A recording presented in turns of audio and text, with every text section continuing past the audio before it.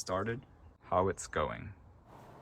I added a spare tire to my Toyota Corolla Cross Hybrid by raising the spare tire above the hybrid power cable, as well as adding a foam spacer to raise the original cargo deck up to the top of the tire. As you can see, it's doing pretty good, and I haven't had any issues with it over the last year. However, this foam isn't the strongest because the manufactured purple and pink foam that you would get from Lowe's or Home Depot has a crease that it's made with, which is a very weak point. I've been putting stuff in my trunk as well as bringing my car in for service at the dealership, and at some point the foam broke at one of these weak points, so let's see if we can design something that's stronger. The first step is taking measurements. I already measured out the size of the spacer when I created the foam spacer, so what's needed is fine-tuning as well as turning this into an electronic model. Using the rough measurements from the foam spacer, I designed the model in CAD and printed out the final piece in multiple smaller objects that would be connected with dowels. I designed this in FreeCAD, which is a free open source CAD software that allows you to design objects from scratch. I chose to go with the hexagon shape for the intersections so that there are fewer pieces intersecting at any given point. I prepared the model for 3D printing by using a slicer software to slice it. I prefer a layer height of 0.1 to 0.2 millimeters, as well as a high number of walls, such as 5 walls, for strength, as well as using a gyroid infill. In the released 3D file in the description, I've already arranged the objects so that they don't need any additional support to be printed. It should only take me a few prints to get it all dialed in.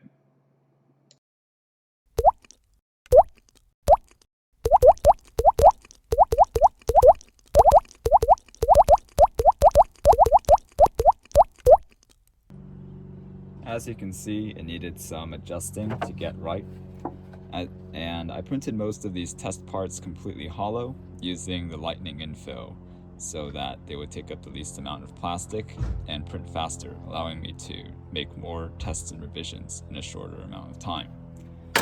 At one point I tried using oval dowels, but ended up going with circular dowels. The circular dowel is stronger and it's easier to produce when 3D printing, due to having a more consistent overhang angle.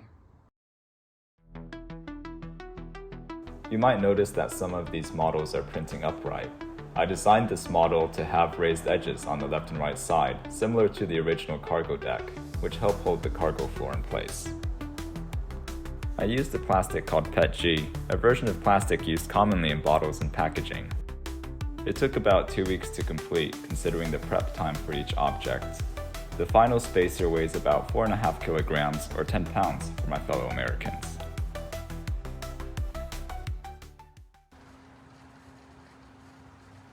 I've also created a tapping tool so that you can tap the dowel in with a flat surface along the angle of insertion.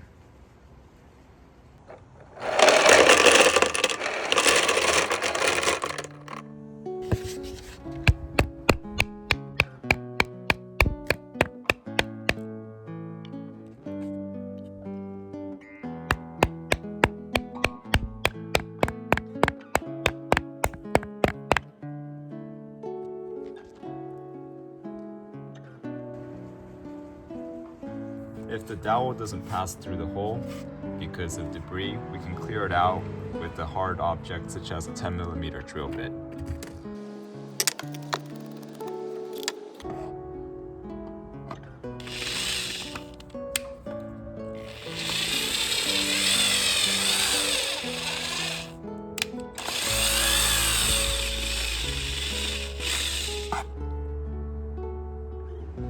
I also created this flat piece to help hammer the dowels flush against the top of the spacer.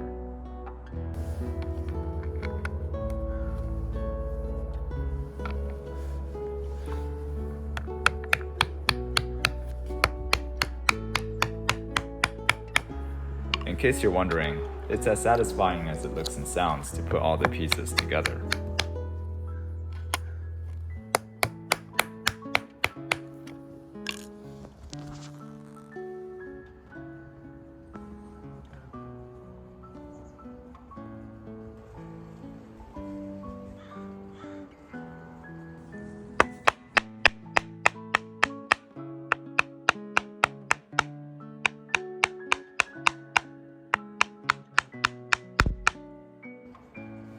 As I'm watching this video while editing it, this feels like a new genre of ASMR.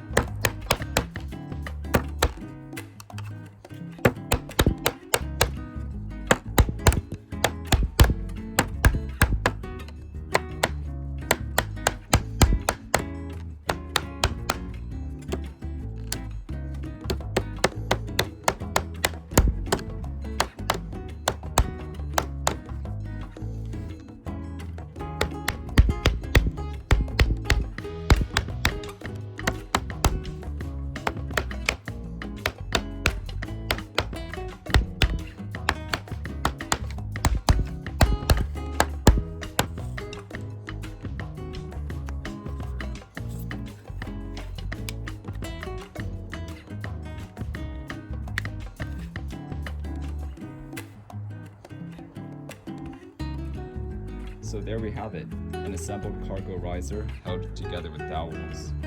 And it came together pretty easily. This is what the underside looks like. I did have one minor issue. When I added this storage cutout, I rearranged the path of these two dowels, so I didn't reprint this part to save plastic. So these two dowels are actually just half dowels, and as you can see, I didn't cut them far enough so they were short enough, so the ends of these butt up against the other piece, which creates a bit of a gap, but that's just a very minor issue. It's time to find out together if this fits or not.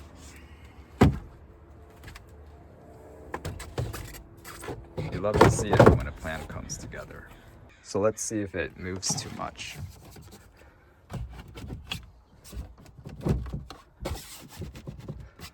So it fits pretty good. I have these storage slots so you can access the holes already built into the cargo deck, as well as cutouts so that you can use the eyelets for strapping things down in your trunk.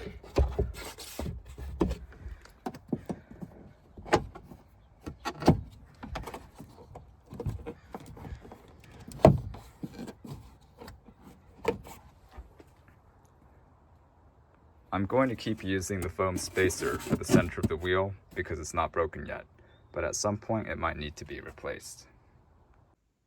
The cargo floor has a center positioning hole that fits into the stock foam piece to prevent it from sliding around when driving. It's a little hard to tell, but that does fit into the hole that we've built into our spacer. When the cargo floor is placed on, the cargo area is flat with the rear seats. Every spare tire will need a different height for this spacer, and my spacer is about 1.5 inches tall. If you want to create this yourself on your own 3D printer or CNC machine, you can get the 3D files on my website at ansonliu.com. I printed this in PET G due to its higher temperature resistance and ability to flex under load.